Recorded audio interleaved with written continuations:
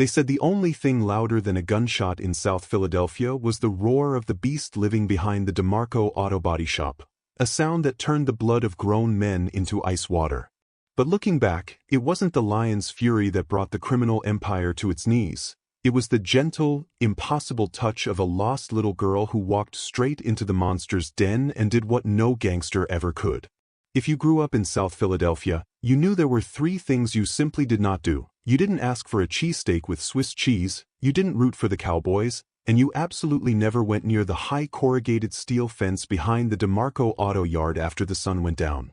The locals whispered that the DeMarco family was less of a criminal organization and more of a curse that had settled into the pavement like old oil stains. I knew the truth was far worse than the rumors because I lived in the belly of the beast. I'm Marisa Calderon, and for 3 years, I had been the invisible woman sweeping up the shatterproof glass and scrubbing dark, metallic-smelling stains off the linoleum floors of the Don's back office. I wasn't there out of loyalty or ambition. I was there as a living insurance policy, a hostage in everything but name, tethered to this place by the unexplained disappearance of my father, a man who had asked too many questions about where the DeMarco shipping crates actually came from. The terrifying heart of the DeMarco reputation wasn't their guns or their corrupt politicians, but Rocco. Rocco was a full-grown, 400-pound African lion kept in a reinforced enclosure that took up half the scrapyard, a living, breathing symbol of the Don's untouchable power. The Don, an old man whose eyes were as cloudy as the Schuylkill River, believed Rocco was the reincarnation of an ancient Roman gladiator, a creature of pure dominance that could smell fear and punish weakness. Over the years, I had watched from the safety of the office window as a parade of so-called experts tried to tame him. There were animal handlers from Texas with cattle prods, circus veterans with whips, and even a behavioral specialist from the West Coast who claimed he could soothe the savage beast with pheromones. Every single one of them left the yard bleeding, running, or on a stretcher, while Rocco paced his cage with a mane like a dark storm cloud, roaring his contempt at their futile attempts to control him. The only person who hated Rocco almost as much as he feared him was Anthony DeMarco, the Don's oldest son and the heir apparent to a kingdom built on bones. Anthony was a man who wore expensive Italian suits that never seemed to fit his jagged, aggressive posture, and he always smelled of cigar smoke and desperate insecurity. He wanted the throne, but he lacked his father's strange code of honor, replacing it with a sadistic need to see things suffer. Anthony spent his nights taunting the lion from the other side of the safety fence, poking at the bars with a steel rod, trying to make the animal flinch. Lions know weakness. He would growl at me, his eyes darting around the yard as if looking for assassins in the shadows. "They're just like people, Marisa. You have to break them before they break you."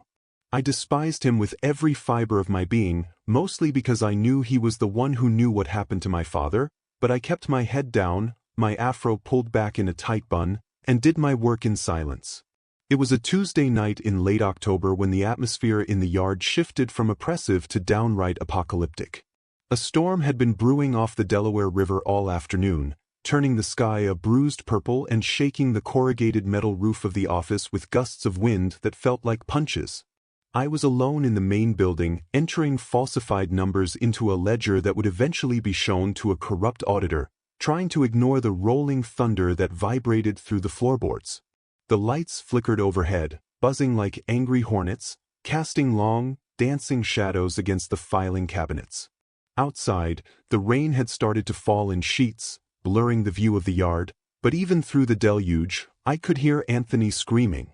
He was out there again, drunk on power and expensive scotch, yelling at the only creature in the city that refused to bow to him. Rocco's answering roar was so loud it rattled the coffee mug on my desk, a sound of primal fury that made the hair on my arms stand straight up. I abandoned the ledger and moved to the window, wiping the condensation away with my sleeve to peer out into the tempest. The floodlights in the yard were swaying violently in the wind, cutting arcs of white light through the driving rain. Anthony was standing dangerously close to the enclosure, brandishing a heavy flashlight like a club, screaming incoherent threats at the massive shadow pacing behind the bars. It was a scene of pathetic madness, a man trying to outshout a thunderstorm and a predator. But then, movement in the periphery caught my eye. The heavy iron gate at the front of the auto yard, which should have been locked and guarded by two of Anthony's enforcers, was standing slightly ajar, creaking in the wind. And slipping through the gap wasn't a rival gang member or a police squad, but a silhouette so small it looked like a trick of the light.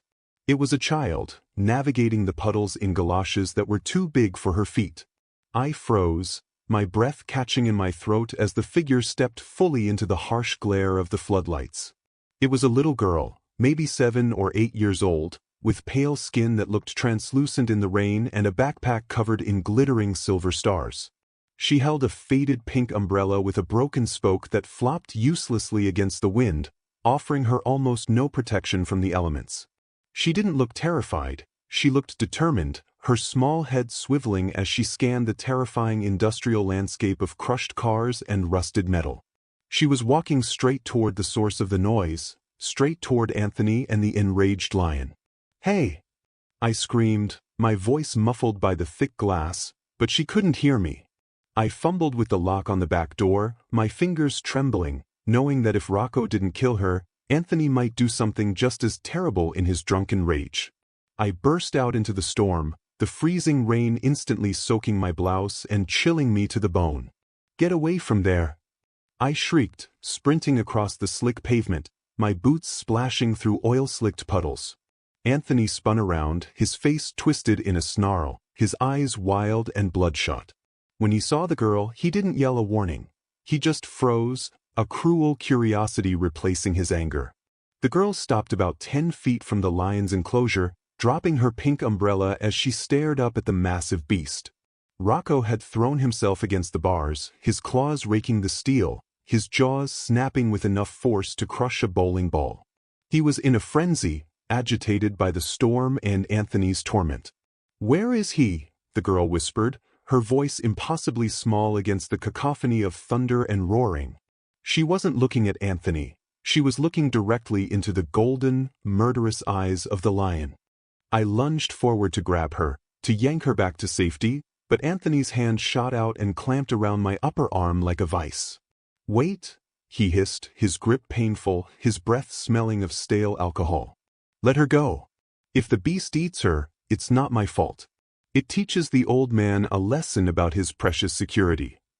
I struggled against him, kicking at his shins, screaming that she was just a baby, but he was stronger than me, and his cruelty gave him a terrifying focus. We watched, paralyzed by horror, as the girl took another step closer to the cage. Rocco let out a sound that was half growl, half thunder, his muscles bunching as he prepared to lunge. The girl didn't flinch. She reached into her pocket, pulled out something small, and held her hand flat against the heavy-gauge wire of the fence. "It's okay," she said, her voice cutting through the storm with a clarity that shouldn't have been possible. "I'm scared too." The world seemed to stop spinning in that second. The lightning flashed, illuminating the yard in stark white, and I squeezed my eyes shut, waiting for the scream, waiting for the carnage. But the scream never came. Instead, the deafening roar of the lion cut off abruptly, replaced by a low, rhythmic chuffing sound. I opened my eyes, and my knees nearly gave out beneath me. Rocco, the man-eater, the beast who had sent a trainer to the ICU last month, had stopped his pacing. He lowered his massive, scarred head, his nose twitching as he sniffed the air inches from the girl's tiny hand. The aggression drained out of his posture, his ears flicking forward not in attack, but in curiosity. The girl pressed her palm flat against the mesh, and Rocco pushed his face against the other side, closing his eyes as if he were a house cat begging for a scratch behind the ears. Anthony released my arm, stumbling back a step, his face draining of all color until he looked like a corpse. The bottle of scotch slipped from his fingers and shattered on the concrete, but he didn't even notice. We stood there in the pouring rain, bearing witness to a miracle that defied every law of nature we knew. The girl giggled, actually giggled, and whispered something else to the lion, who responded with a soft, rumbling purr that vibrated through the wet asphalt. "Who are you?" I finally managed to whisper, stepping cautiously toward her, terrified to break the spell. The girl turned to look at me, her eyes bright and intelligent, completely unbothered by the monster she had just tamed or the monster in the suit standing behind me.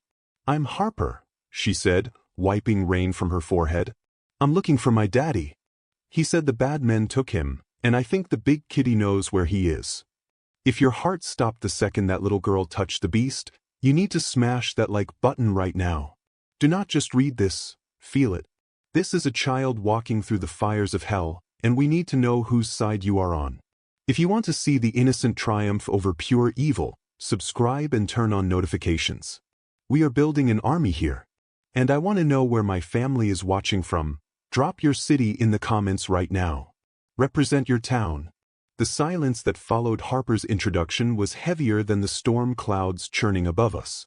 Anthony DeMarco stared at the little girl as if she were a radioactive isotope that had just burned a hole through his floor. The rain was still hammering against the corrugated metal roof of the office, but inside, the air was suffocatingly still. Anthony's face had shifted from the pale shock of seeing the lion submit to a flushed, dangerous crimson. He looked from the calm, purring beast behind the fence to the small child in the galoshes, his mind clearly trying to process an equation that refused to balance. In his world, power was taken by force, not given freely to a child with a broken umbrella. He took a step toward her, his expensive leather shoes crunching on the wet gravel, his hands twitching at his sides. "Get her inside," Anthony barked at me, his voice cracking with a mixture of rage and residual fear. "Before I decide to feed her to the cat just to see if it was a fluke." He spat on the ground, trying to regain his composure, but I saw the tremor in his hands. He was terrified. He was terrified because for the first time in his life, he had seen true authority, and it hadn't come from his father, and it certainly hadn't come from him. It had come from a 7-year-old in a glittery backpack. I didn't wait for him to change his mind. I scooped Harper up into my arms, ignoring the mud smearing against my blouse, and rushed her toward the warmth of the back office. She didn't struggle. She just rested her head on my shoulder, shivering slightly, her small hand clutching the collar of my coat like a lifeline. Inside the office, the fluorescent lights hummed with a sickly yellow glow, illuminating the grime of the auto yard's administrative hub. I sat Harper down on the leather chair usually reserved for the Don's captains, the one that squeaked when you moved.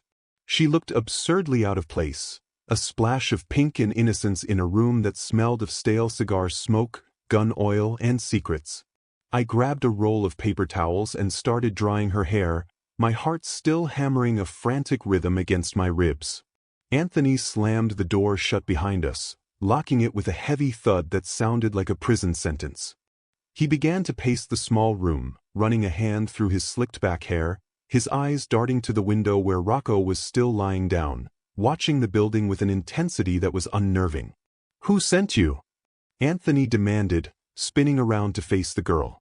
He didn't crouch down to her level. He loomed over her like a vulture. "Was it the Russos? Did they stick something in your pocket? Drugs? Pheromones?" He reached out and snatched the backpack from her shoulders, unzipping it violently and dumping the contents onto the desk. A juice box, a coloring book, a plastic bag of goldfish crackers, and a spare sweater spilled out. No wires. No drugs. No weapons.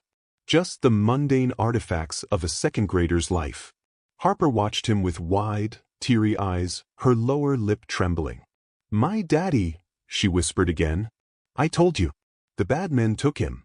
He didn't come to the bus stop."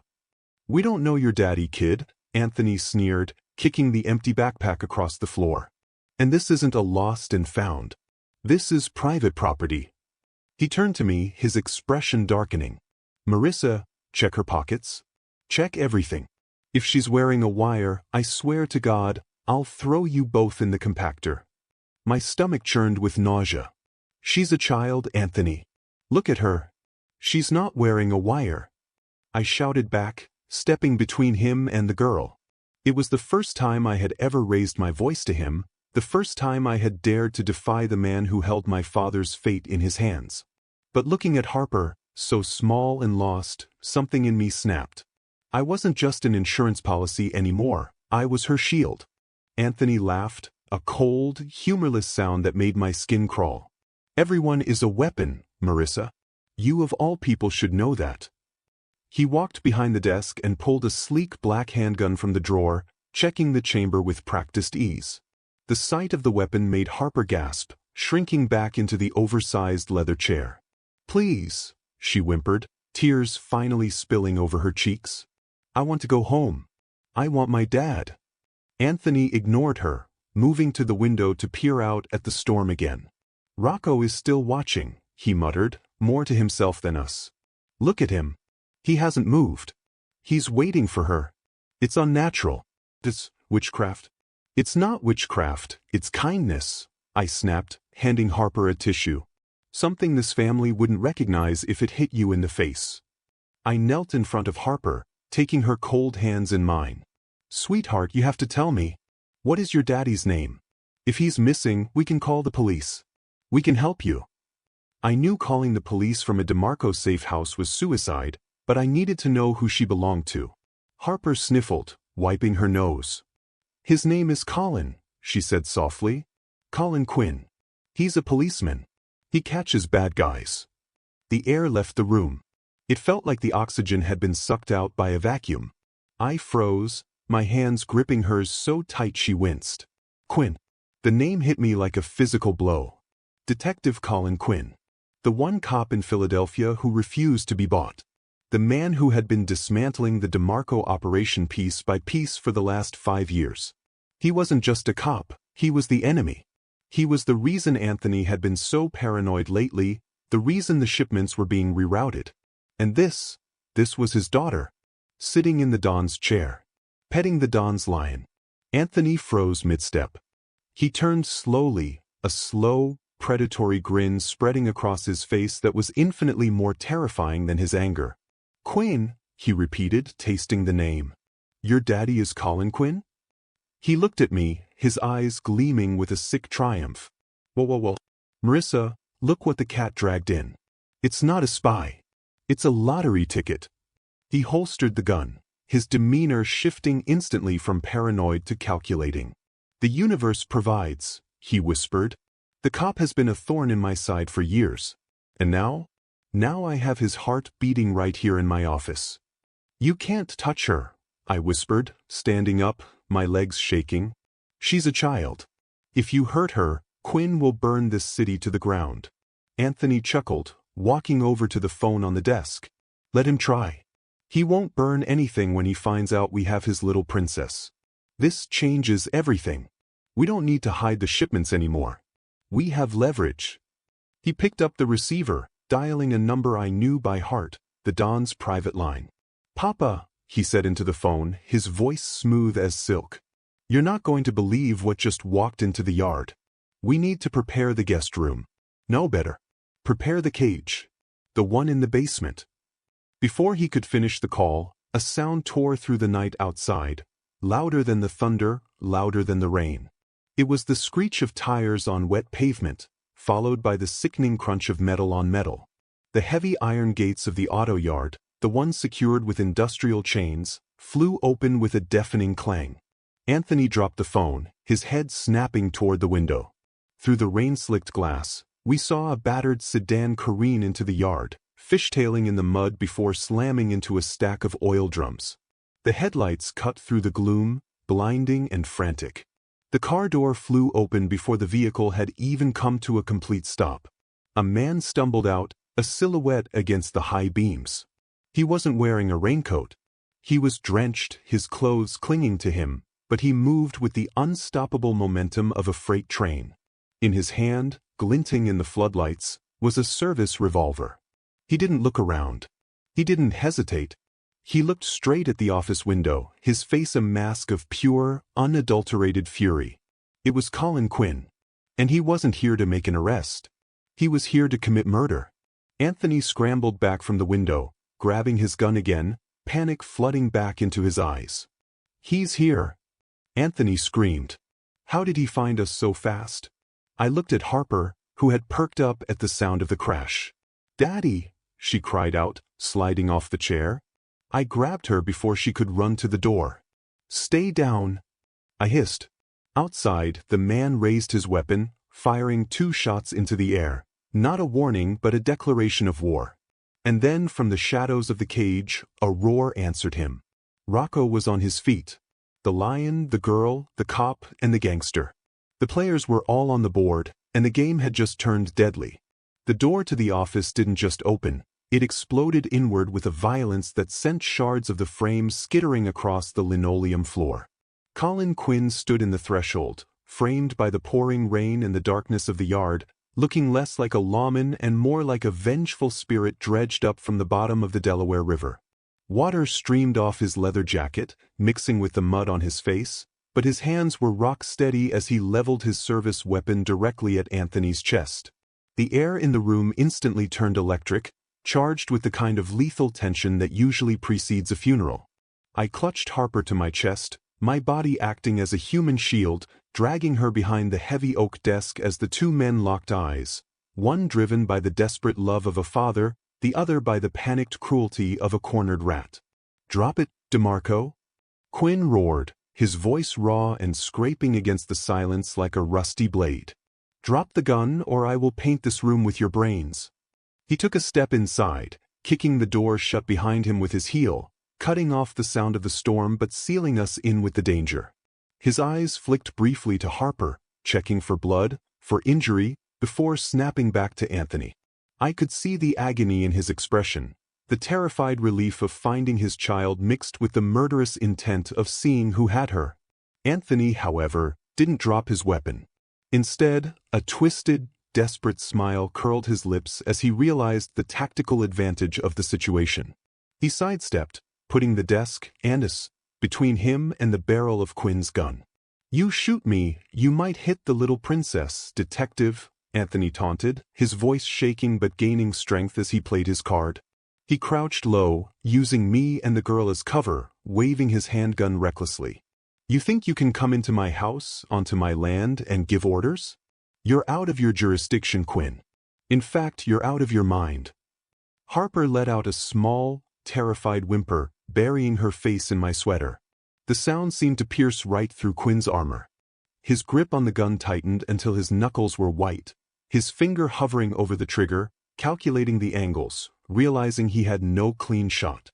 The standoff stretched into an eternity, measured only by the rhythmic dripping of rainwater from Quinn's coat onto the floor. "Let them go, Anthony," I pleaded, my voice trembling but loud enough to cut through the testosterone-fueled madness. "She's just a little girl. He's just a father. Let them walk away, and nobody has to die tonight." I was bargaining with a man who had no currency but violence, but I had to try. Quinn looked at me then, really looked at me, and I saw a flicker of confusion in his rage-filled eyes. He recognized me, not as Marisa, the girl from the neighborhood, but as the daughter of the man who had vanished. "Calderon," he whispered, the name slipping out before he could stop it. "You're working for these animals?" The judgment in his voice stung, but there was no time to explain the complex web of blackmail and survival that held me here. "Focus, detective!" Anthony shouted, slamming his hand on the filing cabinet. "Here is how this goes. You are going to put that gun on the floor, kick it over to me, and get on your knees. If you don't, I put a bullet in Marisa. And then I let the lion have a playdate with your daughter." It was a bluff, or maybe it wasn't. With Anthony, the line between posturing and psychosis was always blurry. Quinn hesitated, his eyes darting between Anthony's gun and Harper's trembling form. He was a trained officer, a man who knew never to surrender his weapon, but he was also a dad. And in that equation, protocol always lost to paternity. With a guttural growl of frustration, Quinn slowly bent his knees, placing the revolver on the wet floor. The moment the metal clicked against the tile, the dynamic in the room shifted with the force of a tidal wave. Anthony lunged forward, kicking the gun away into the corner, his fear instantly transmuting into arrogant brutality. "That's a good boy," Anthony sneered. He didn't just secure the prisoner, he wanted to punish him. He swung the butt of his pistol, catching Quinn across the temple with a sickening crack. Quinn went down hard, blood spraying onto the floor, but he didn't stay down. He scrambled to his hands and knees, shaking his head to clear the stars, his eyes never leaving Harper. "Harper, look at me," he gasped, blood running into his eye. "It's okay, baby. Daddy's here." "Daddy's not going anywhere." Harper screamed, a high-pitched sound of pure anguish that shattered the glass-fragile tension of the room. She broke free from my grip, scrambling over the desk to get to her father, throwing her small arms around his neck as he knelt on the floor. And then, from outside, the world answered her. Rocco roared. It wasn't the aggressive, territorial roar from before. This was different, deeper, vibrating with a strange, empathetic distress. The lion threw himself against the bars of the enclosure just outside the window, the metal clanging violently. He was reacting to Harper's cry. The connection we had witnessed in the rain wasn't a fluke, it was a bond. Rocco was pacing frantically, swiping at the air, his eyes locked on the window where the little girl was crying. Anthony froze, looking at the window, then back at the girl clinging to her bleeding father. The superstition that ran deep in his Italian blood was warring with his greed. "Shut that animal up," he screamed at me, as if I had any control over a 400-pound predator. "Why is he doing that? Why does he care?" Before I could answer, the door to the office swung open again. This time, it wasn't a desperate father. It was the cavalry, but not the kind you want. 3 of the DeMarco family's top enforcers, led by a man named Silvio with a neck as thick as a tree trunk, crowded into the room. They had heard the gunshot, the crash, the shouting. They saw the cop on the floor, the girl, and the gun in Anthony's hand. "Boss," Silvio grunted, eyeing Quinn with a mixture of recognition and disdain. "We got a problem?" Anthony straightened his jacket, wiping sweat from his forehead, regaining his composure now that he had a brute squad behind him. "No problem, Silvio. Just a little pest control. Grab the cop. Tie him up in the storage unit in the basement. And take the girl." Quinn surged forward, trying to shield Harper, but Silvio kicked him hard in the ribs, sending him sprawling. "Don't touch her." Quinn wheezed, curling around his daughter. "If you touch her, I will kill you all." It was a brave threat, but a futile one. 2 men grabbed Quinn, dragging him away from Harper, while Silvio grabbed the girl by the back of her coat. "No, Daddy!" Harper shrieked, kicking her legs, her glittery backpack flailing. I grabbed Silvio's arm, my fear forgotten in the face of this injustice. "Let her stay with me," I yelled. "She's a child, Silvio. You can't throw a child in the basement. Anthony, please. Let me keep her in the office. I'll watch her. She won't run." Anthony looked at the weeping girl, then at the lion outside who was now ramming his shoulder against the reinforced gate, testing the hinges. The fear flickered in Anthony's eyes again. He realized that separating the girl from the lion might cause the beast to tear the yard apart. "Fine," Anthony spat, holstering his gun. "Marisa keeps the girl. But if she runs, Marisa, you take her place in the cage. Lock the cop downstairs. We wait for my father. The Don needs to see this." As they dragged a struggling, bleeding Colin Quinn out of the office and down the hall toward the basement stairs, Harper collapsed into my arms, sobbing uncontrollably. The door slammed shut, leaving us alone in the yellow light. Outside, Rocco stopped his assault on the fence. He moved to the spot closest to the window, lay down in the mud, and fixed his golden eyes on us. He wasn't pacing anymore. He was guarding. I stroked Harper's hair, watching the lion, and a chill went down my spine. The DeMarcos thought they had taken hostages. But looking at the resolve in Harper's tear-filled eyes and the primal loyalty of the beast outside, I realized they had brought a Trojan horse into their fortress. And they had no idea what was about to hatch. The silence that settled over the back office after Colin Quinn was dragged away was heavy and suffocating, like a wool blanket soaked in oil. I spent the first 10 minutes on my hands and knees, scrubbing the smear of crimson blood from the linoleum where Quinn had been pistol-whipped. Every circle of the rag felt like an apology I couldn't voice. Harper sat in the oversized leather chair, her knees pulled up to her chest, clutching her glittery backpack as if it contained the only oxygen left in the room. She wasn't crying anymore. She was watching me with eyes that were too old for her face, eyes that had seen violence and were now processing it with a terrifyingly calm efficiency. The storm outside had settled into a steady, rhythmic drumming against the roof, a mournful dirge for the night's events. I stood up, wincing as my knees popped, and threw the bloody paper towels into the trash can, feeling a wave of nausea roll through me. We were trapped in a waiting room for execution, and the clock on the wall was ticking down to the Don's arrival. I poured a glass of water from the cooler and knelt in front of Harper, offering it to her with a trembling hand. She took it, her small fingers brushing against mine, and the contact sent a jolt of protective instinct through me that was almost painful. "You were brave, Harper," I whispered, brushing a stray curl of damp hair from her forehead. "Your daddy is tough. He's going to be okay." It was a lie, the kind adults tell children to keep the world from shattering, but she didn't buy it. She took a small sip and looked past me, toward the window where the dark shape of the lion was still visible, lying in the mud, guarding us. "Rocco knows," she said softly, her voice raspy. "He knows Daddy is hurt. That's why he won't go to sleep. He's keeping watch." I turned to look at the window. Rocco was there, a massive, tawny sphinx in the rain.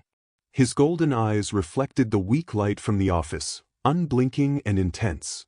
It defied all logic. This was an animal that had mauled a handler for looking at him wrong, yet here he was, holding a vigil for a stranger's child. "How did you do that, Harper?" I asked, needing to understand the magic before the monsters returned. "How did you make him stop?" She shrugged, a small, sad movement of her shoulders. "He was just lonely," she said simply. "He's sad because he's trapped. I know what that feels like. When Mommy left, I felt like I was in a cage too. I just told him I understood." It was such a pure, innocent explanation that it made my throat ache. In a world of men who used power to dominate, she had used empathy to connect.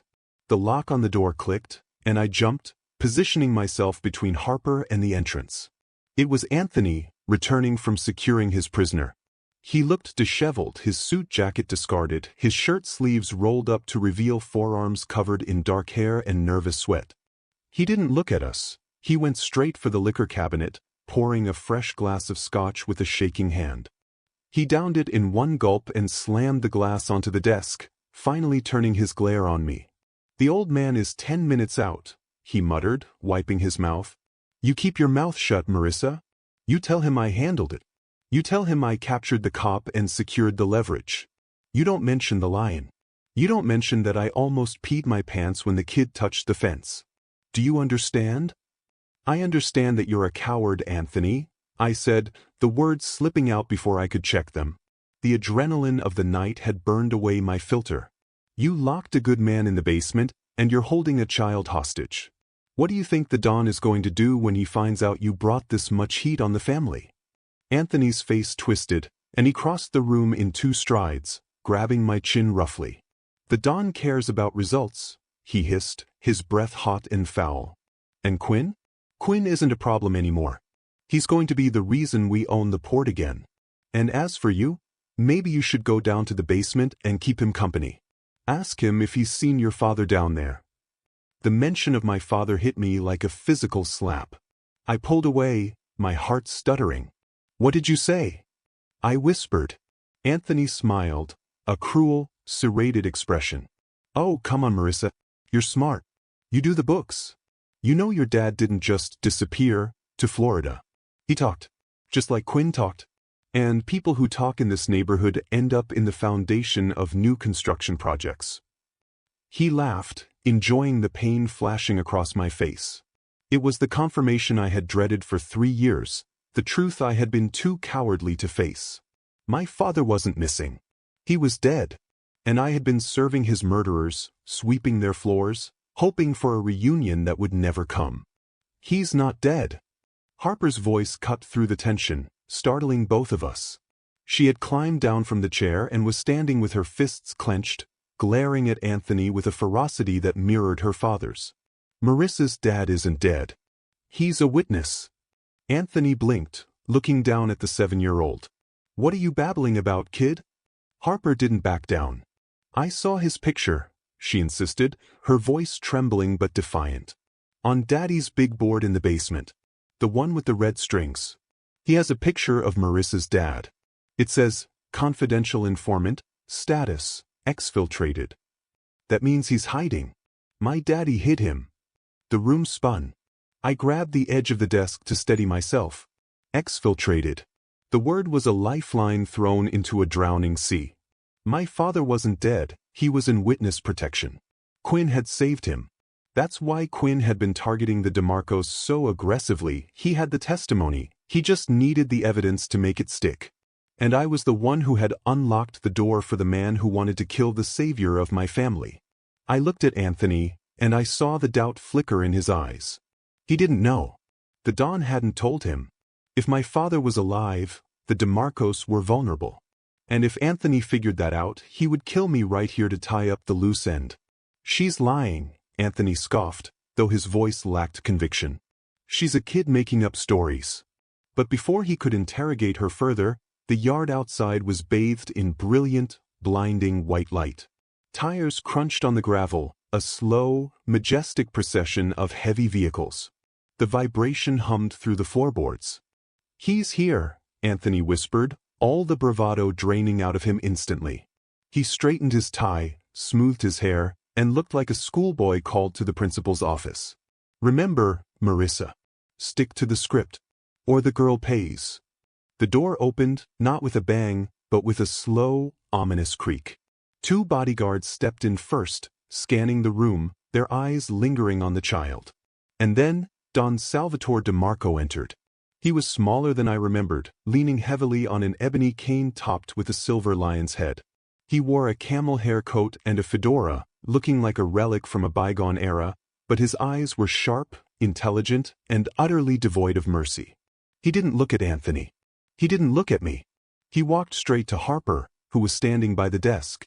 He looked at her, then turned his head slowly to look out the window, where Rocco was standing on his hind legs, pressing his massive paws against the glass, roaring a greeting to the true king of the jungle. "So," the Don said, his voice a rasp of dry leaves. "This is the little mouse that tamed my lion." The air in the room didn't just change when Don Salvatore DeMarco entered. It calcified, turning heavy and brittle with the weight of 50 years of violence. He was a man who carried his history in the hunch of his shoulders, yet he moved with a disturbing, fluid grace that belied his age. He circled Harper like a shark inspecting a shipwreck, his heavy cane tapping a rhythmic, hollow beat against the linoleum floor. He didn't look at his son, Anthony, who was practically vibrating with a desperate need for approval. Instead, the Don's cloudy, cataract-rimmed eyes were fixed entirely on the little girl in the oversized leather chair. To him, she wasn't a child. She was an anomaly, a variable in an equation that had remained unsolved for decades. He reached out with a hand spotted by age and liver disease, one finger extended to touch the glittering star on her backpack, testing the reality of her presence in his sanctuary of crime. But the true anomaly wasn't inside the room, it was outside. Rocco, the 400-pound African lion who usually greeted the Don's arrival with a display of aggressive pacing and territorial roaring, was acting like a domesticated house cat. Through the rain-slicked window, we could see the massive beast standing on his hind legs, pressing his giant paws against the glass, his golden eyes fixed on Harper with an expression that looked disturbingly like adoration. The Don noticed it too. He turned his head slowly, watching the animal he had spent a fortune trying to break, a creature that symbolized his own untamable power, now submitting willingly to a 7-year-old girl. The Don's jaw tightened, the muscles working beneath the sagging skin. It was an insult to his ego, a silent mockery of his dominance. The beast had never looked at him with love, only fear. And now, that love was being given freely to a stranger. Anthony couldn't stand the silence any longer. His need for validation was a sickness that made him reckless. He stepped forward, gesturing wildly toward the basement door, trying to reclaim the narrative of the evening. "I handled it, Papa," he said, his voice pitching too high. "The cop, Quinn, he came crashing in here like a maniac. But I took him down. I have him secured downstairs. And the girl, she's the leverage. We have the leverage to stop the investigation cold. I did this for the family. I turned a disaster into an opportunity." He was sweating profusely, the lies and the half-truths mixing on his tongue. He conveniently left out the part where he had cowered in fear while the girl tamed the lion, or the fact that he was ready to kill her before he realized who she was. He was painting himself as the hero, but the Don wasn't looking at the painting, he was looking at the cracks in the canvas. The Don finally turned his attention to the little girl, ignoring his son completely. He didn't yell. He didn't threaten.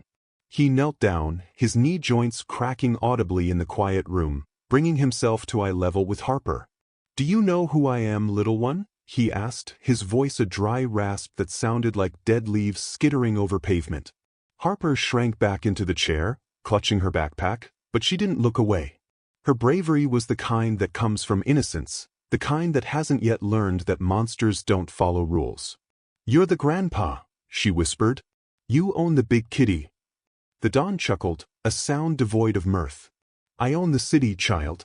And the kitty is a symbol. Do you know what happens to symbols when they stop serving their purpose? They get replaced." I felt the blood drain from my face, my heart hammering a frantic rhythm against my ribs. I had to intervene. I stepped between them, a foolish, suicidal move that made the two bodyguards by the door twitch toward their holsters. "She's hungry, Don Salvatore," I said, my voice shaking but firm. "She's tired and she's scared. She doesn't know anything about your symbols or your city. She just wants her father." The Don slowly straightened up, using his cane for leverage, and turned his gaze on me. It was like looking into the barrel of a gun. "Marisa," he said softly, "my loyal little insurance policy. You seem to have forgotten your place. You are here to clean up messes, not to create them. Or perhaps you have forgotten what happened to the last person who interrupted me." "She hasn't forgotten," Anthony interjected quickly, sensing the shift in his father's mood and eager to pile on. "She's soft, Papa. She tried to stop me from securing the girl. She's been compromised." The Don silenced him with a single, raised hand. "Quinn," the Don repeated the name, tasting it like a fine wine that had turned to vinegar. "The Crusader. The man who thinks he can dismantle a legacy with subpoenas and warrants. And now he is in my basement." He looked at Harper again, a new, darker calculation entering his eyes. If this man is truly the thorn in my side that Anthony claims, then fate has indeed smiled upon us. But I need to see him. I need to look into the eyes of the man who thought he could take my kingdom. The procession to the basement was a funeral march. We walked down the narrow, concrete stairs, the air growing colder and damper with every step, the smell of cigar smoke replaced by the metallic tang of rust and old blood. I held Harper's hand so tight her knuckles were white, trying to shield her from the reality of what this place was. This was the dark underbelly of the auto yard, the soundproof chamber where debts were collected and problems were erased. The Don led the way, his cane tapping echoing in the stairwell, followed by Anthony, then us, with the bodyguards bringing up the rear. There was no escape. We were descending into the heart of the DeMarco darkness, and I knew that whatever happened next would determine if any of us ever saw the sun again. Colin Quinn was zip-tied to a heavy steel pipe running along the ceiling, his feet barely touching the dirty concrete floor. His face was a mask of bruises, one eye swollen shut, blood dripping from a cut on his lip onto his soaked shirt.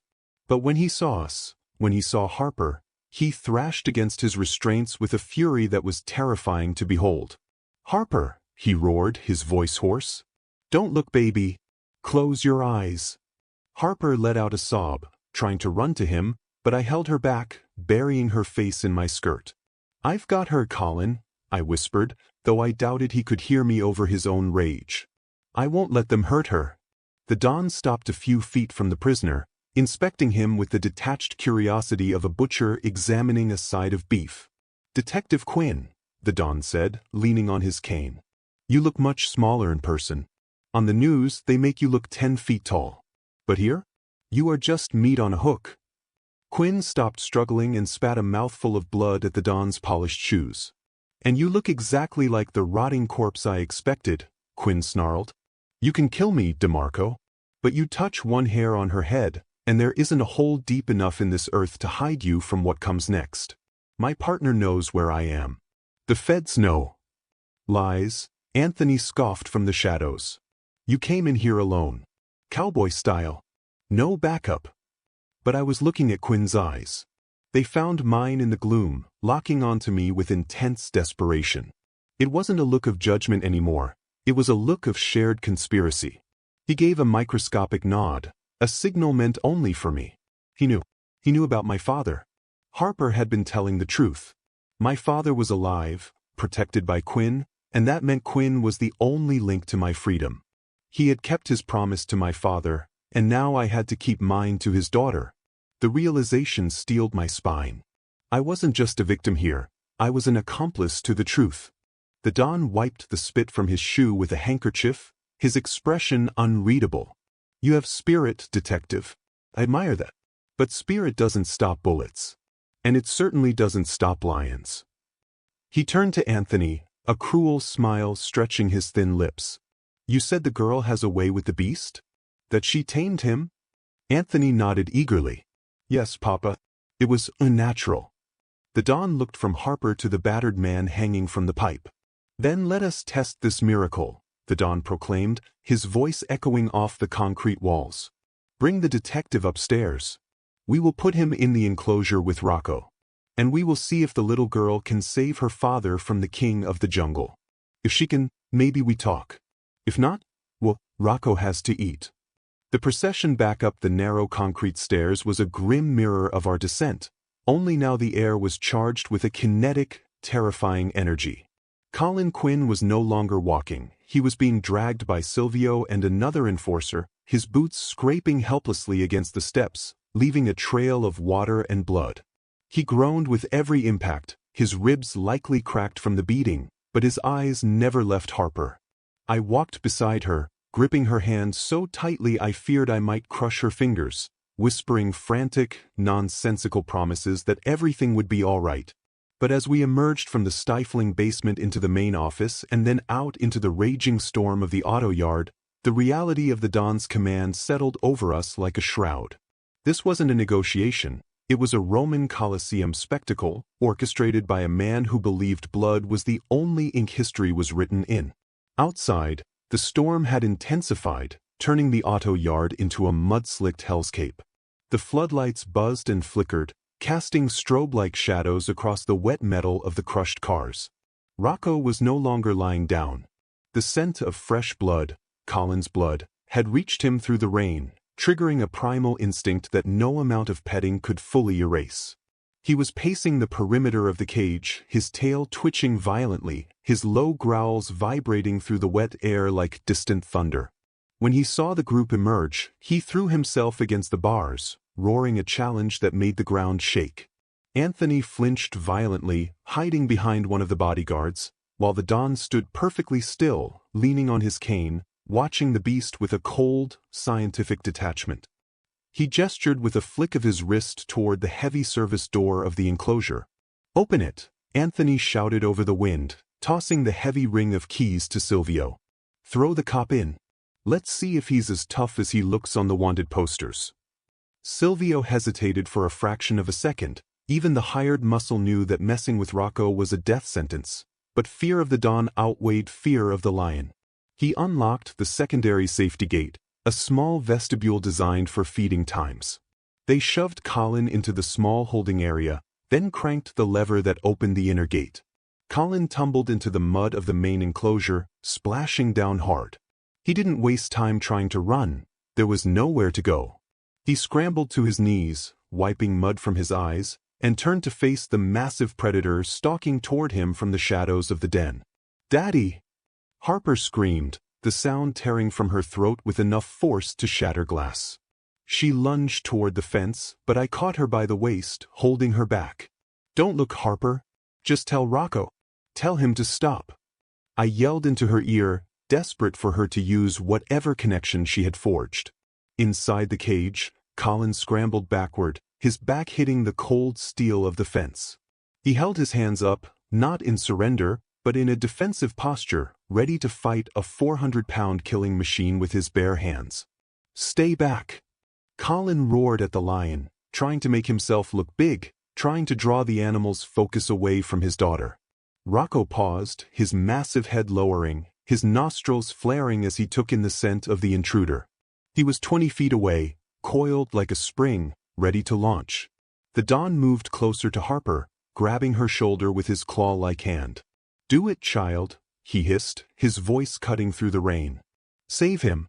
Show me your magic. Or watch him die." It was the cruelest thing I had ever witnessed. forcing a 7-year-old to play God with her father's life. Harper stopped struggling against me. She went eerily still, her breathing hitching. She walked up to the fence, wrapping her small fingers around the cold wire mesh, pressing her face as close as she could get. She didn't scream this time. She didn't cry. She summoned a reserve of courage that belonged to a soldier, not a second grader.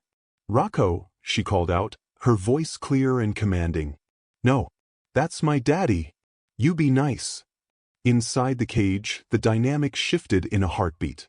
Rocco, who had been preparing to pounce, skid to a halt in the mud. He looked at the trembling man in front of him, then turned his massive head toward the small voice at the fence. The lion let out a confused, chuffing sound, his tail lowering. He looked back at Colin, sniffing the air again. The aggression didn't just vanish, it transformed. Rocco walked over to Colin, who flinched, bracing for the bite. But instead of tearing his throat out, the lion nudged Colin's shoulder with his wet nose, almost knocking the detective over.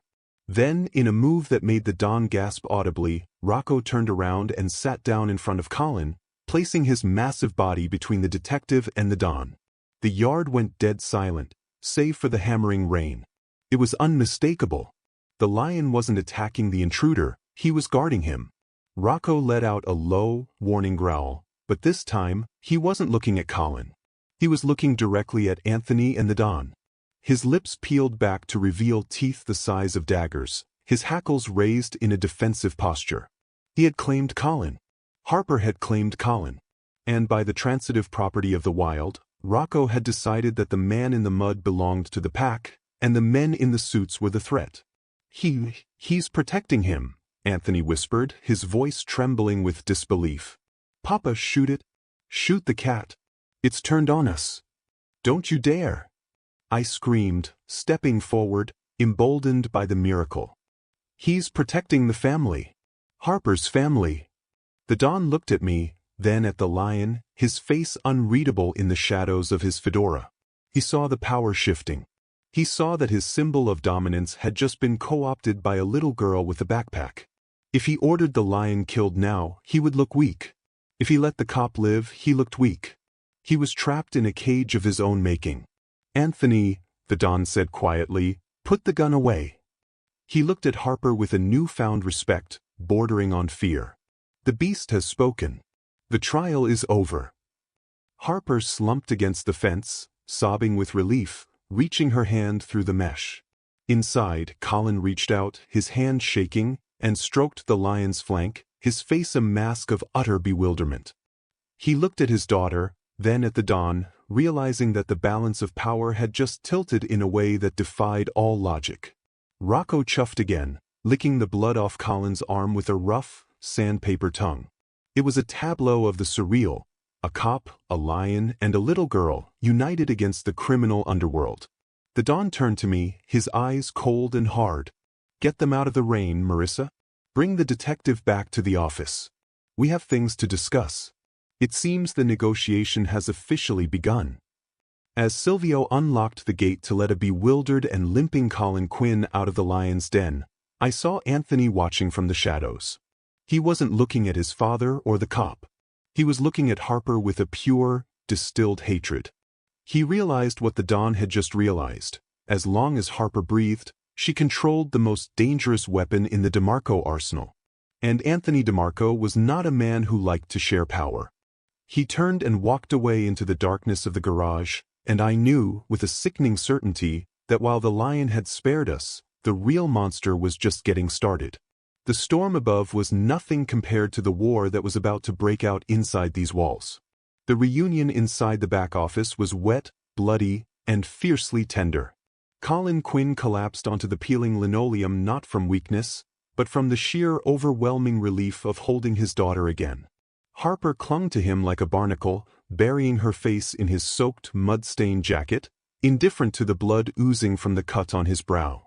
I grabbed the first aid kit from under the sink, a metal box that saw more use than the stapler, and knelt beside them.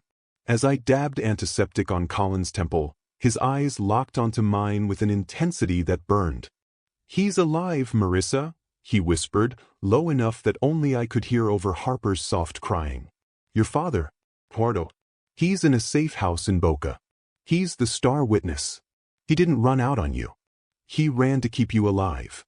The confirmation hit me like a sledgehammer, cracking the shell of cynicism I had built around my heart for 3 years. Don Salvatore lowered himself into his leather chair, the springs groaning under the weight of his authority. He placed his cane across the desk, looking less like a mob boss and more like a weary judge presiding over a case that bored him. He watched the touching scene on the floor with dispassionate eyes, waiting for the emotion to ebb so business could resume. Enough, the Don said, his voice cutting through the room's humidity. We are not here to exchange pleasantries or patch up wounds. We are here to understand why a decorated detective threw himself into a lion's den, and why my son looks like he just swallowed a bag of broken glass. He turned his gaze to Anthony, who was standing by the liquor cabinet, knuckles white as he gripped the edge of the wood, refusing to look at the man he called Papa. Colin helped Harper stand, positioning her behind him, shielding her from the Don's gaze with his own battered body. He stood up, wincing as his bruised ribs protested, but his voice was steady. I came for my daughter, Colin said flatly. But now that I'm here, let's talk about why you took her. You didn't take her for leverage, Salvatore. You took her because your operation is bleeding. You're losing shipments. You're losing money. And you thought kidnapping a cop's kid would stop the investigation. Colin took a step closer to the desk, ignoring the bodyguards who tensed up. But you didn't know the leak wasn't coming from the police department. It was coming from inside your own house. The air in the room grew instantly colder. Anthony spun around, his face flushed. He's lying, Anthony shouted, his voice cracking. He's trying to divide us, Papa. It's a classic interrogation tactic. Divide and conquer. Don't listen to him. Let me finish him. We throw him back to Rocco, and this time we shoot the damn cat first. The Don raised a single finger, silencing his son. Let him speak, the Don commanded softly. If he lies, he dies. But if he speaks truth, I want to hear it. The Don looked at Colin. What leak? My family is a fortress. We do not have leaks. Marisa's father didn't disappear because of a misunderstanding, Colin said, pointing at me. Eduardo Calderon found the discrepancy in the books 3 years ago. Someone was skimming off the top of the shipping manifest, siphoning 20% of the profits into a private offshore account. Eduardo went to Anthony to report it, thinking he was being loyal. That night, Anthony tried to kill him. I gasped, my hand flying to my mouth. I looked at Anthony, who was staring at Colin with murderous, panicked eyes. Eduardo barely got away, Colin continued. He came to me. We faked his death to get him into protection. He's been building the Rocco case against you ever since. But the skimming? That never stopped. Did it, Anthony? The Don turned his head slowly, like a turret on a battleship, to face his son. The silence that stretched between them was more violent than any gunshot. 20%? The Don whispered. It wasn't the betrayal of money that stung. It was the betrayal of blood. You told me Eduardo stole from us. You told me you handled it. Anthony stepped back, knocking a bottle of scotch to the floor.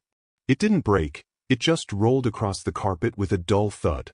Papa, listen to me, Anthony stammered, sweat pouring down his face. The old man was senile. He was confused. But I was protecting you from the stress. I took the money to build a defense fund. For us, in case this exact thing happened. You took the money to build your own empire, Colin corrected ruthlessly. Because you knew you could never fill his shoes. The truth hung in the air, undeniable and ugly.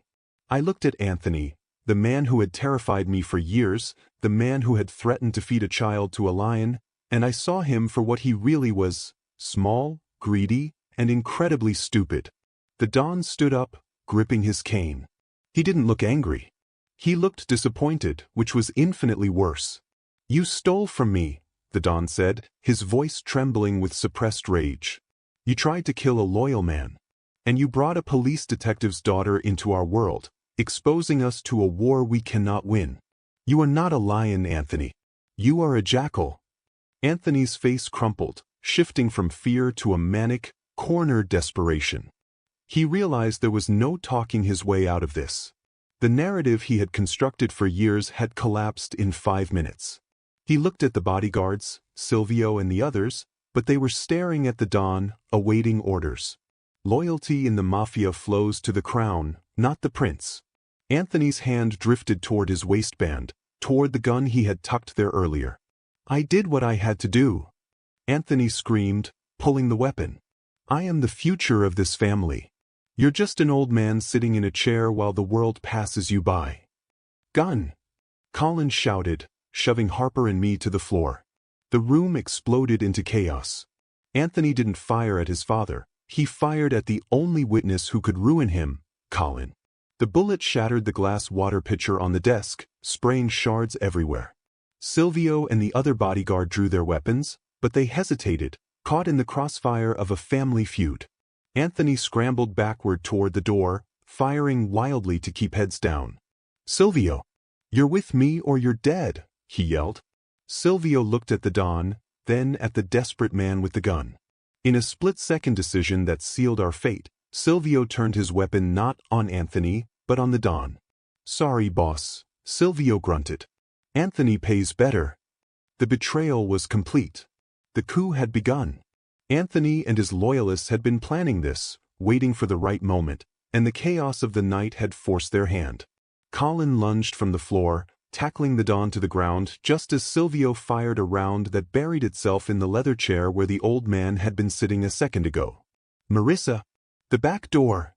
Colin roared, flipping the heavy oak desk over to create a barricade. "Get Harper out. Go!" I grabbed Harper's hand, adrenaline flooding my system, turning my fear into pure, kinetic energy. We scrambled toward the rear exit that led back out to the yard, keeping our heads low as bullets chewed up the drywall above us. The office, once the seat of absolute power, had turned into a slaughterhouse. We burst out into the storm again, the rain hitting us like pellets of ice. But we weren't alone. Anthony was already outside, flanking us, cutting off our escape to the main gate. He stood there in the rain, gun raised, a look of pure insanity on his face. But behind him, in the shadows of the enclosure, a pair of golden eyes opened. Rocco was watching. And this time, there was no glass between him and the men who threatened his pride. The rain in the auto yard fell with such ferocity that it felt less like weather and more like a physical assault, blurring the world into streaks of gray and black. We were pinned against the rusted hull of a crushed sedan, soaked to the bone and shivering from adrenaline. Anthony stood 10 yards away, his silhouette jagged and menacing against the floodlights, his gun leveled at his own father's chest.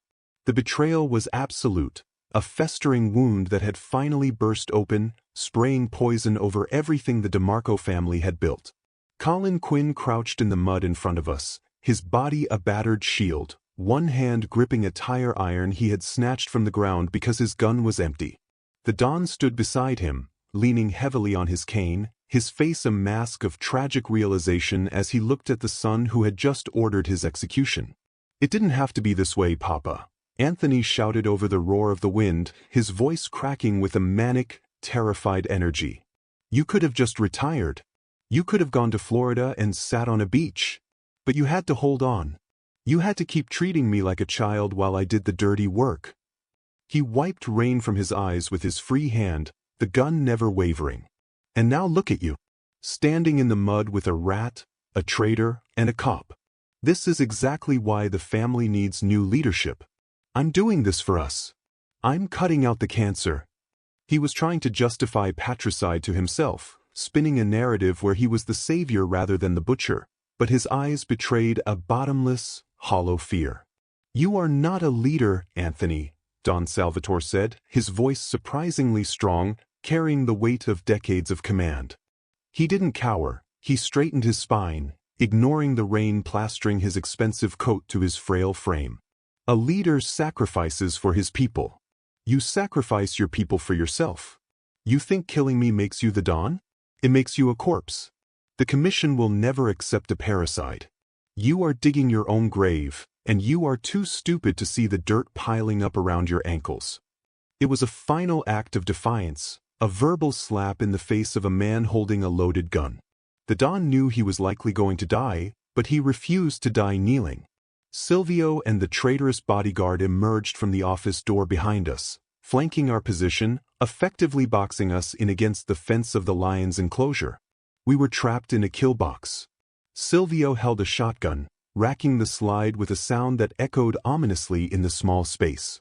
"Wrap it up, Anthony," Silvio grunted, eyeing the perimeter nervously. "We make it look like a shootout." The cop went crazy, took hostages, everyone died in the crossfire. Simple. Colin looked at me, his eyes wide and urgent. "Marisa," he whispered. "When I move, you take Harper and you run for the gate. Don't look back. Don't stop for anything. I'm not leaving you." I hissed back, clutching Harper so tight she squeaked. "We go together or we don't go at all."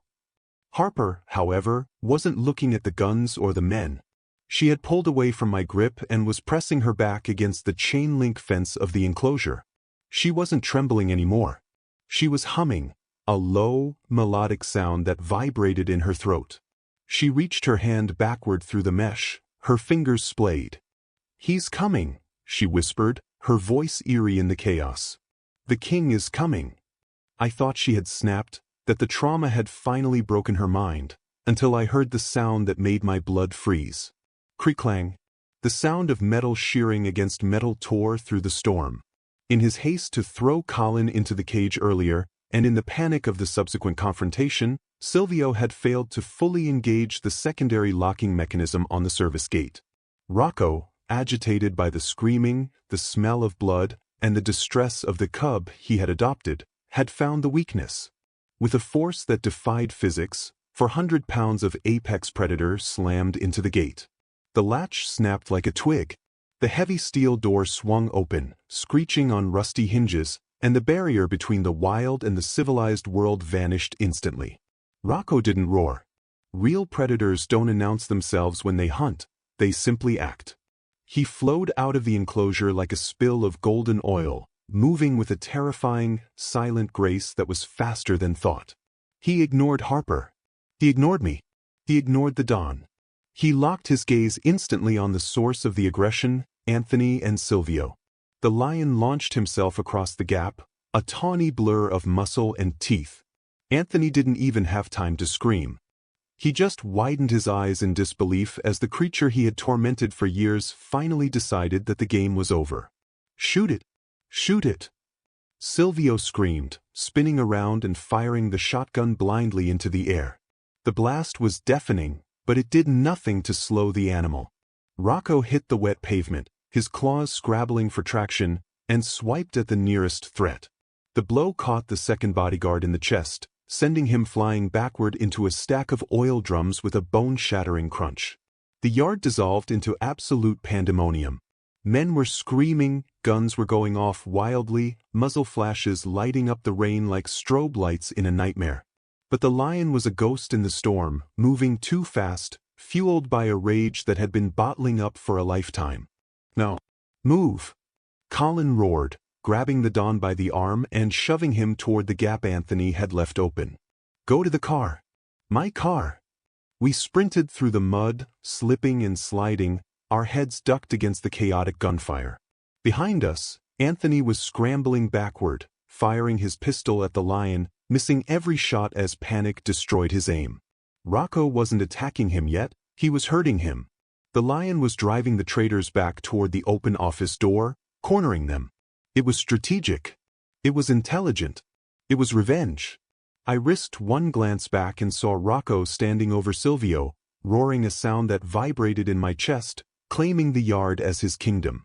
We reached Colin's battered sedan, which was still idling near the front gate where he had crashed it.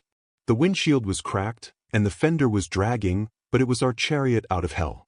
Colin threw the driver's side door open and shoved the Don into the back seat. "Get in! Get down!" he yelled. I dove into the back with Harper, pulling her onto the floorboard, covering her with my body. Colin jumped into the driver's seat, slamming the car into reverse. Tires spun in the mud, slinging sludge everywhere, before finally catching traction. We peeled out of the auto yard, the headlights cutting a path through the darkness, leaving the sounds of screaming men and a triumphant lion fading into the stormy night behind us. The interior of the battered sedan was a capsule of heavy, terrified silence as we sped across the Walt Whitman Bridge, leaving the chaos of South Philadelphia in the rearview mirror. The rain battered the cracked windshield, masking the sound of our collective breathing, while the city lights smeared into long, blurry streaks of neon against the dark sky. Colin drove with a white-knuckled grip on the steering wheel, his eyes darting constantly to the mirrors, checking for headlights that might belong to the DeMarco pursuers. Beside me in the back seat, Don Salvatore sat like a statue carved from ash, his expensive coat ruined by mud and rain, his fedora resting on his knees.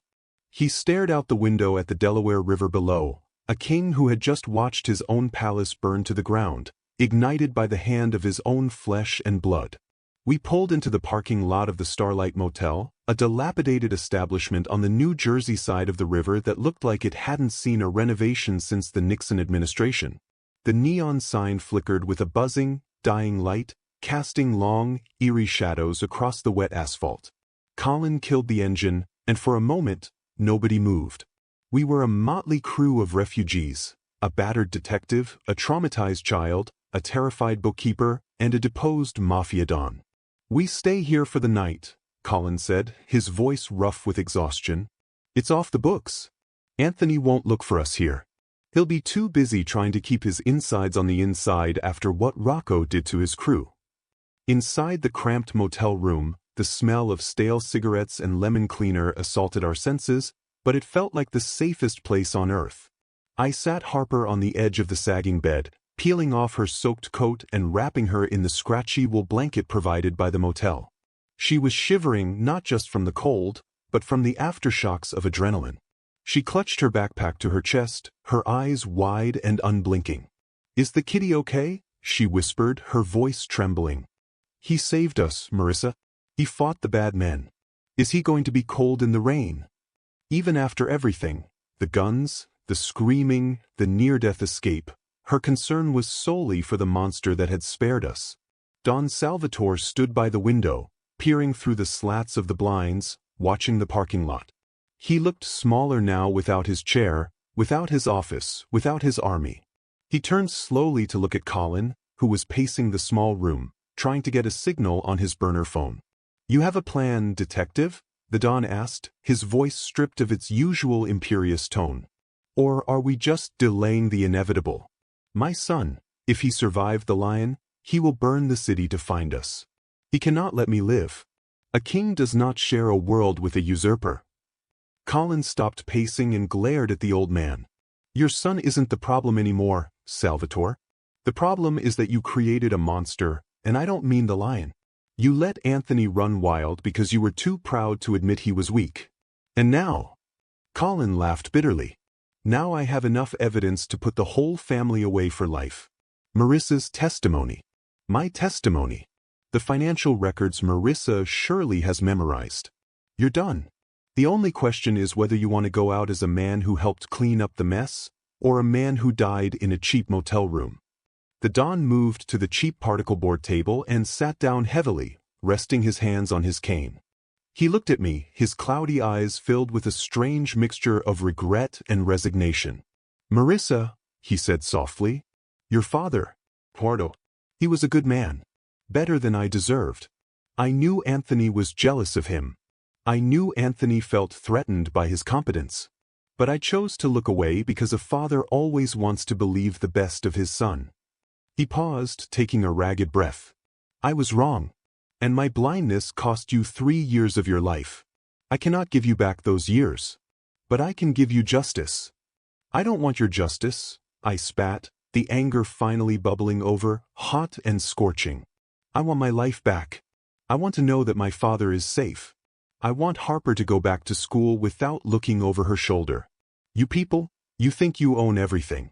You think people are just pawns on a board. But look where it got you. Your son tried to kill you. Your bodyguard betrayed you. The only thing in that entire yard that showed you any loyalty was the animal you kept in a cage."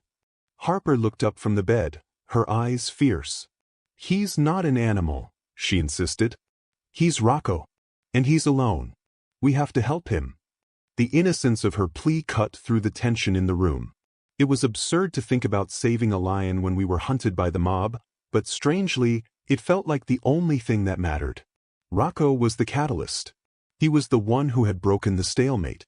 He had judged us, and he had found the criminals wanting. We owed him a debt. Colin finally got a signal.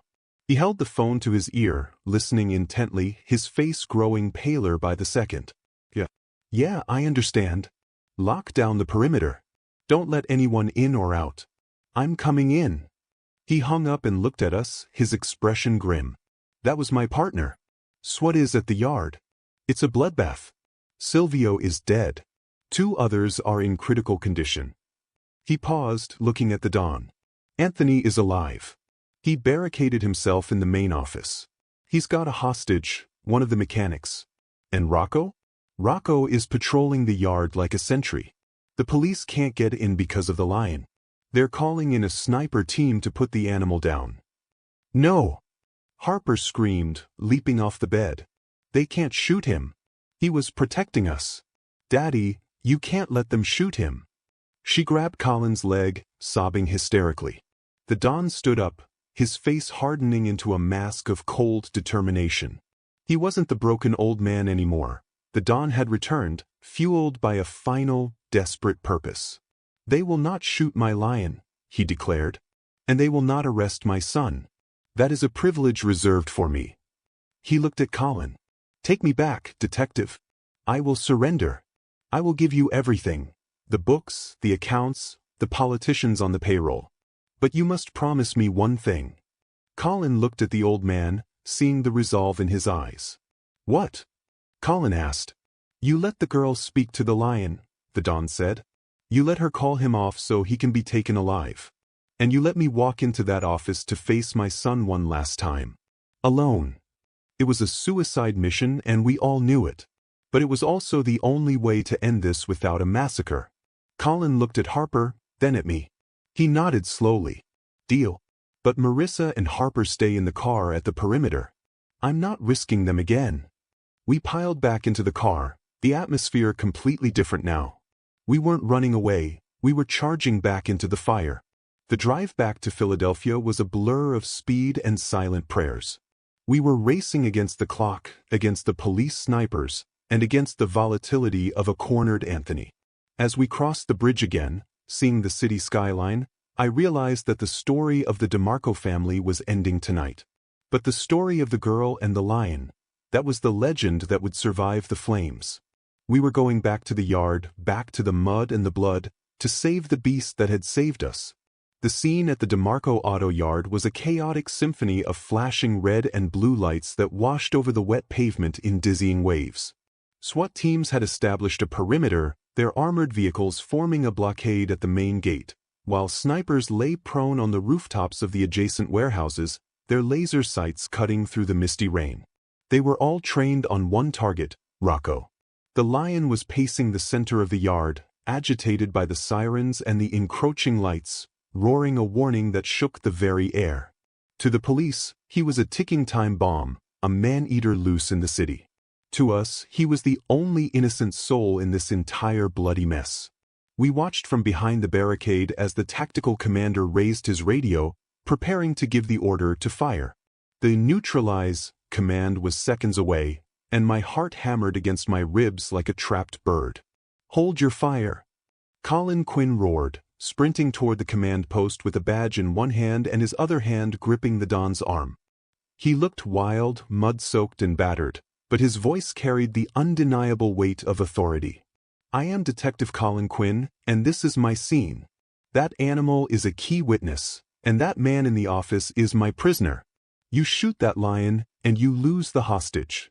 The commander hesitated, lowering his radio, looking from the disheveled detective to the elderly man in the ruined coat standing beside him.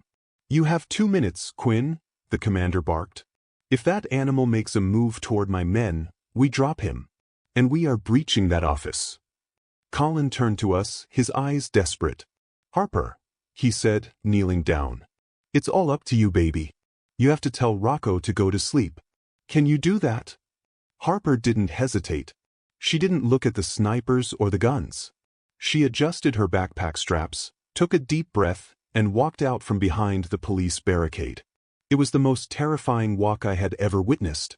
A 7-year-old girl, small and fragile, walking alone across the no-man's land of wet asphalt toward a predator that could crush her with a single swipe.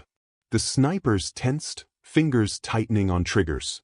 "Don't shoot," I whispered, clutching my hands together in prayer. "Please God, don't let them shoot." Harper stopped 10 feet from the line. Rocco stopped pacing. He turned his massive head, his golden eyes locking onto the small figure. The aggression drained out of his posture instantly. He didn't see a threat, he saw the only creature that had ever shown him kindness. "Rocco, sit," Harper said, her voice carrying clearly over the idling engines of the SWAT trucks. She raised her hand, palm out, just like she had done at the fence. The lion, the beast of South Philly, the Don's pride, let out a soft chuff. He lowered his hindquarters, sitting in the mud like a well-trained dog. "Down," Harper commanded softly. Rocco laid his massive head on his paws, closing his eyes, surrendering not to the guns, but to the girl. A collective gasp went through the police line. The snipers lowered their rifles. The threat was neutralized, not by a bullet, but by a bond that defied every law of nature. The commander looked at Colin, his jaw hanging open. "I'll be damned," he muttered. "Get the tranquilizer team in there. Now." With the lion subdued, the stage was set for the final act. Don Salvatore adjusted his fedora, straightened his coat, and walked past the sleeping lion toward the office where his son was barricaded. He moved with a dignity that transcended his criminal history. He was walking to his own funeral, or perhaps his own redemption. He reached the door and didn't knock, he simply opened it and stepped inside. Through the shattered window, we saw Anthony standing behind the desk, the hostage mechanic cowering in the corner. Anthony raised his gun, aiming it at his father. We couldn't hear the words, but we saw the body language. The Don spread his arms wide, inviting the bullet, inviting the judgment. He spoke calmly, pointing to the window, to the police, to the inevitable end. Anthony crumpled. The gun slipped from his fingers and clattered onto the desk. He collapsed into the chair, the Don's chair, and put his head in his hands, sobbing. He was a man broken by the weight of a crown he was never strong enough to wear. The Don picked up the gun, unloaded it, and placed it in his pocket. He then walked to the door and waved the SWAT team in. It was over. The siege ended not with a bang, but with a father's final act of discipline. The police swarmed the office, cuffing Anthony, who was too weak to resist. They led him out in chains, a weeping, broken figure who had lost everything in his pursuit of power. As they walked him past the lion, Rocco didn't even lift his head. Anthony wasn't worth the effort. The aftermath was a blur of activity. A team from the city zoo arrived with a transport crate, and under Harper's watchful eye, they sedated Rocco and loaded him onto a truck. He wasn't going to be destroyed, the Don had made a deal. Rocco was going to a sanctuary in Texas, a place with acres of grass and no steel bars. As the Don was being led away in handcuffs, he stopped by the ambulance where I was getting checked out. He looked at me, then at Colin. "The books are in the safe behind the painting," he said quietly. "Everything you need to bury the business. And Marisa, your father is a good man. Tell him I said he was right." It was the closest thing to an apology I would ever get, and strangely, it was enough. 3 days later, the sun was shining in Philadelphia, a crisp autumn light that made the city look scrubbed clean. I stood at the arrivals gate at the airport, my heart beating so hard I thought it might bruise my ribs. Colin stood next to me, holding Harper's hand. He had cleaned up nice, shaved, bruises fading, looking less like a brawler and more like the hero he was. "Flight 404 from Boca Raton has landed," the intercom announced. And then I saw him. Older, grayer, and looking a little thinner, but it was him. Eduardo Calderon. My dad. He walked through the gate, scanned the crowd, and when his eyes found mine, he dropped his bag and opened his arms. I ran. I ran like I was a little girl again, crashing into him, burying my face in his shoulder, smelling the familiar scent of Old Spice and tobacco. "I'm sorry, Mija," he whispered into my hair, crying. "I'm so sorry I left you." I shook my head, unable to speak, just holding on. We were safe. The DeMarcos were gone. The fear was gone. Colin stepped up, shaking my father's hand, a silent exchange of respect between two men who had kept their promises. Harper tugged on my dad's sleeve. "Hi," she said, beaming. "I'm Harper. I saved a lion." My dad laughed, a sound I hadn't heard in years. "I heard," he said. "I think you saved all of us. Look at me. We just witnessed a family reunited, a tyrant fall, and a beast saved by the purest heart in the world. If you are crying right now, and I know I am, then you know that love is the only force strong enough to break chains. Hit that like button if you believe in redemption. Subscribe if you want to be part of a community that fights for the light in the darkness. We did this together. This story is yours now. Share it, live it, and never, ever let anyone tell you that you are too small to make a difference." 6 months later, a postcard arrived in the mail at the new house Colin, Harper, and I shared in the suburbs, a place with no fences and a big backyard. The postcard had a picture of a wide, green savanna under a bright blue Texas sky. In the center of the photo, lying in the sun with a majestic, golden mane blowing in the wind, was Rocco. He looked regal. He looked peaceful. He looked free. On the back, in a handwriting I didn't recognize, it just said, "The king is holding court. Thank you." I stuck the postcard on the fridge next to a drawing Harper had made. A picture of a girl, a dad, a lady with an afro, and a giant lion, all holding hands under a rainbow. I looked out the window to the backyard where Colin was pushing Harper on a swing, my dad sitting on the porch drinking iced tea, watching them with a smile that erased years of pain. The DeMarco auto yard was just a bad dream now, a ghost story we would never tell. We had walked through the fire and come out the other side, not unscathed, but together. And as I watched Harper laugh, her head thrown back in pure joy, I knew that the strongest thing in the world wasn't a lion, or a mob boss, or a gun. It was the love of a family that refused to be broken.